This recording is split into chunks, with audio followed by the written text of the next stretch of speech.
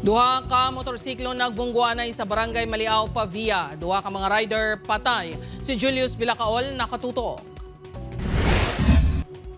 Magitan sa sini nga video ang dugoon nga mga lalaki nga nagahurayan sa dalan. Sa tupad sa mga ini ang mga motorsiklo. Pasado alas 8 kagabi, ang among nga mga motorsiklo ang nagbungguanay sa barangay Maliao, Pavia.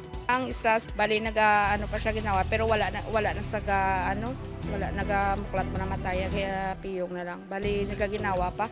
Tapos ang isa naman man siya ginawa man nga nagahulag pagaling ang isa. Isa sa mga rider ang 37 anyos nga engineer nga si John Vincent Gumana sa barangay Amparo, Pavia. Sunod sa Pavia MPS, nag-counterflow ini samtang ginausoy ang dalan pauli halin sa Haro, Iloilo City.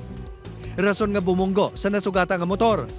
May helmet man ini, apang hindi ang nagakaigo para sa motorsiklo.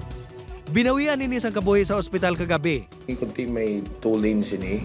Supposed to be sa iya nga tani nga lane ini maagi but kumbaga nag-counterflow. Ang driver sang isa ka motorsiklo ang ginkilala lang kay alias Fritz, 26 anyos, sa barangay Balabag, Santa Barbara.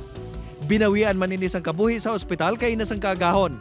Base sa obserbasyon sang nagresponder nga kapulisan, nagapanimaho sang ilimno ng engineer, apang hindi makumpirmar kung hubog ini samtang nagadala sa motorsiklo. Sunod sa live-in partner sini, masami nagainom antes magpauli ang engineer, apang wala man ini nagapahubog.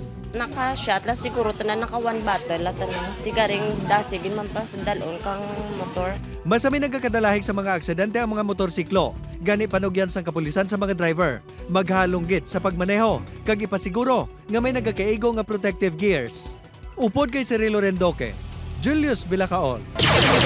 1. Western Visayas.